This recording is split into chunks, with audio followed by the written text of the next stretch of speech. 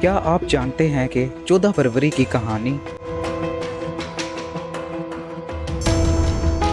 صرف گلاب اور تحفوں تک محدود نہیں، بلکہ اس کے پیچھے ایک قدیم اور متنازع تاریخ چھپی ہوئی ہے۔ آج ہم جانیں گے ویلنٹائن ڈے کی حقیقت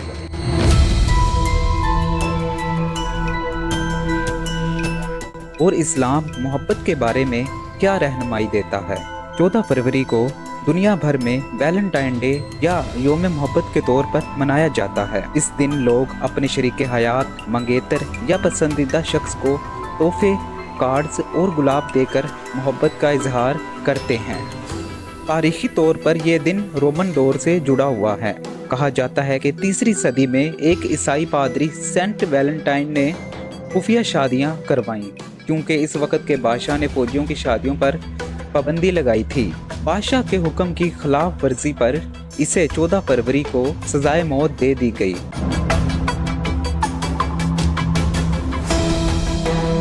بعد میں اسے محبت اور وفاداری کی علامت سمجھا جانے لگا۔ وقت کے ساتھ یہ دن یورپ سے امریکہ اور پھر پوری دنیا میں پھیل گیا۔ آج یہ ایک بڑی تجارتی سرگرمی بھی بن چکا ہے۔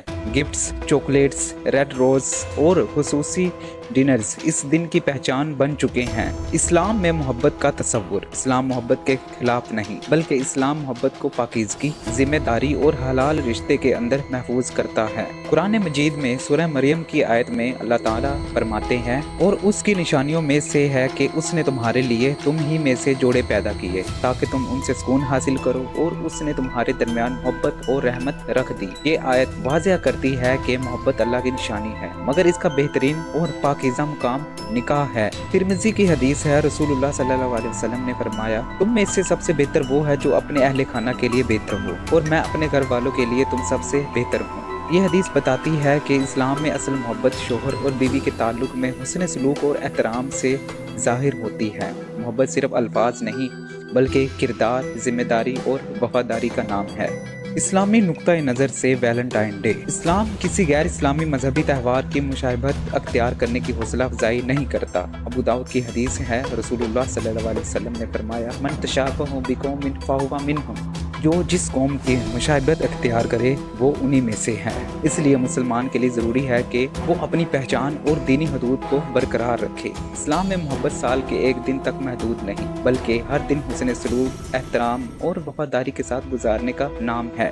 اگر محبت ہے تو وہ ماں باپ کی خدمت میں ہو، وہ شوہر اور بیوی کے احترام میں ہو، وہ اولاد کی تربیت میں ہو، وہ اللہ اور اس کے رسول صلی اللہ علیہ وسلم کی اطاعت میں ہو۔ محبت گلاب کا پھول دینے سے نہیں، بلکہ دل صاف رکھنے سے ثابت ہوتی ہے۔ یاد رکھیے، اسلام محبت کو روکتا نہیں، بلکہ اسے پاکیزہ رستہ دیتا ہے۔ محبت ایک دن نہیں، بلکہ پوری زندگی کا کردار ہے۔